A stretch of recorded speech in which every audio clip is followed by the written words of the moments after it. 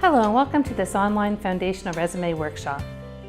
My name is Lisa Appleton, a current employment coach here at St. Mary's University, and I will be guiding you through this online course. So it is really important to know that when you do give your resume to an employer, they only really give it a scan for about 15 or 20 seconds. So that said, it's really important that at the beginning of your resume, through the profile and the highlighted skills, that you really show an organization or potential employer who you are, what you can do, and the value that you can bring to the organization. So many students will put an objective on the top of their resume, which is a statement of what kind of job they're looking for. But the truth is that most employers are really interested in what you can do for them.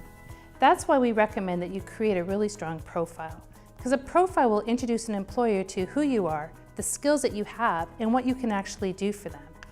What this will allow you to do is actually approach your job search from a place of service, not seeking. And this will have you stand out from many other students that are applying for the same type of role. So now we're going to talk about profiles.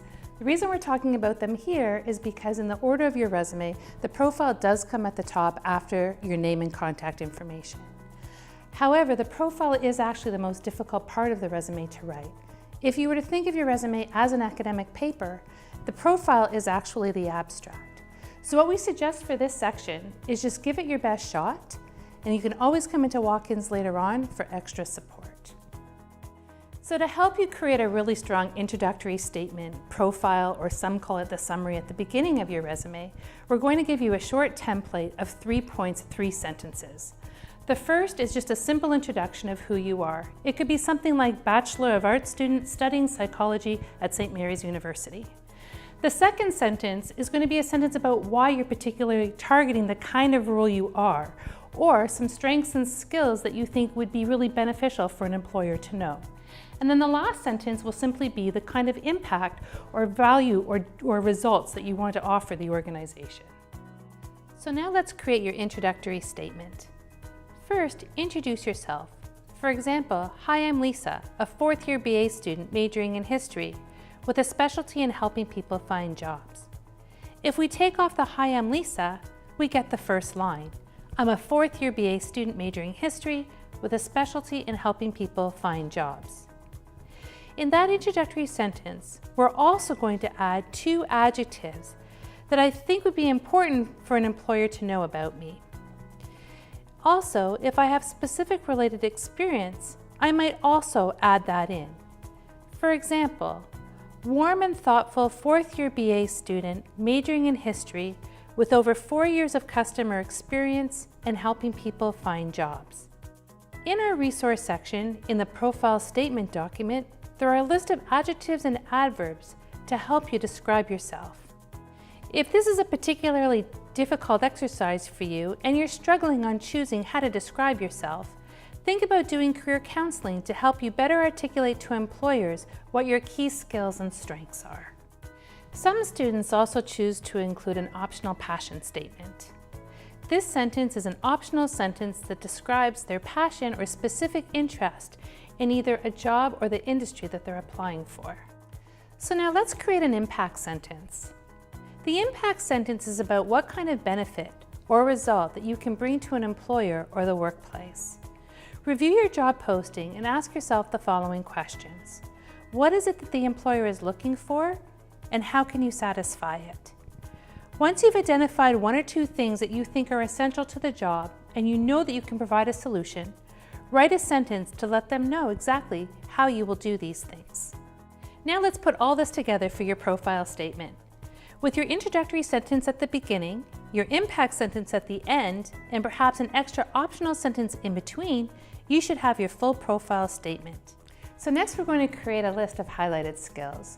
These are 3 to 5 skills that you feel very confident that you have that you think would also be valuable for an employer to know. Around each one of these skills, we're going to create a little story that's going to show an employer not only that you have the skills, but where you've actually used those skills to create a positive result. So I'd like to brainstorm 10 skills, so grab a pen and paper and let's get started. Super, so I'd also like to share a list with you of some of the top skills that we often do hear from students.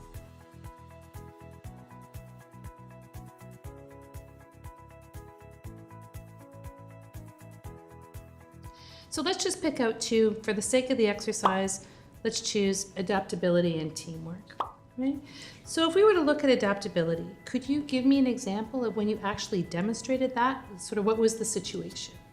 So yeah, so when I first came here as an international student from India, I experienced culture shock, and it was kind of like, hard for me to adjust. But with time, I overcome with, culture shock, and I also adapted with new technique or new style of teaching and campus life. Good for you. Excellent. Thank you. So now that we know sort of what the situation was, can you share with me how you actually adapted? Like what steps did you actually take, or what strengths did you implement when you came that helped you to adapt to Canada and SMU? Well, as a psychology student, when I came to Canada, I came with like positive attitude, sense of adventure and self-confidence. So I kind of, looking for services or opportunities where I can learn. And also I was so confident that even like I can ask for help if I need it. Yeah, well, that's great. Yeah. Super. So we know now the situation, coming as an international student, and we know that how you adapted. So now looking back, let's say after the first year of being here, what was kind of like the positive result or the impact that sort of happened in your life through adapting here? So I think the next year I volunteer as a pack leader with SMUSA, and I like volunteer, so I help students with first year students who are experience like culture shock or adaptive situation. Yeah. So yeah. Excellent. So now that we have sort of a little bit of an idea of where you showed adaptability, how, and what the benefit was, let's rewrite that point on adaptability just to give it some impact for an employer. Yeah.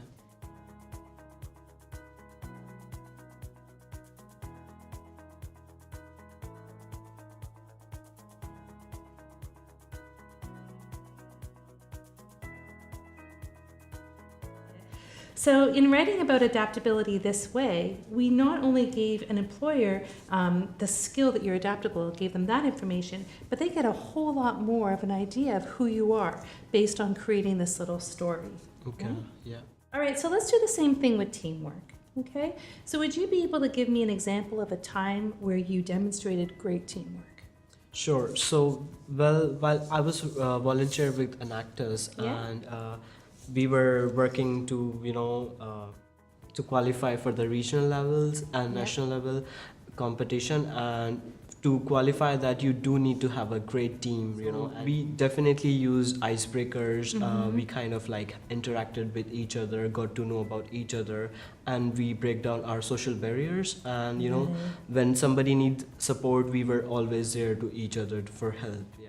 And so once you've done that, and I know that you won the competition, yeah, right? we did win our regional competition, and we got third position at national competition. Yeah. So yeah. So the icebreakers were very successful. So now what if we did the same, sort of thing as what we did with adaptability, and we did it with teamwork?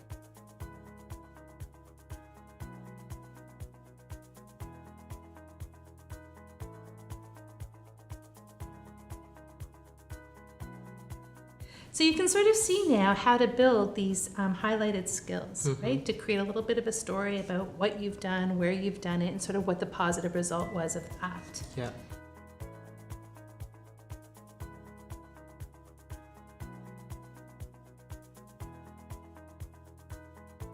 So some things to remember about highlighted skills include: 1, keep them in context. When you list a skill, give us a specific example or story that shows where you've actually applied those skills before successfully. 2, consider skills that you're naturally good at or that you've done for a long period of time and have experience in and that you're confident with. 3, look at the job posting. Look at the skills that they're highlighting there and grab those skills. Make sure that you have skills that you're strong in that also match the skills that the employer is looking for. And 4, you can include your hard or technical skills here as well. If an employer is looking for something specific, such as language, a driver's license, or a certain software program, make sure that you list it. And that concludes this video. Thanks for watching. My name is Lisa Appleton, and I hope to see you in walk-ins.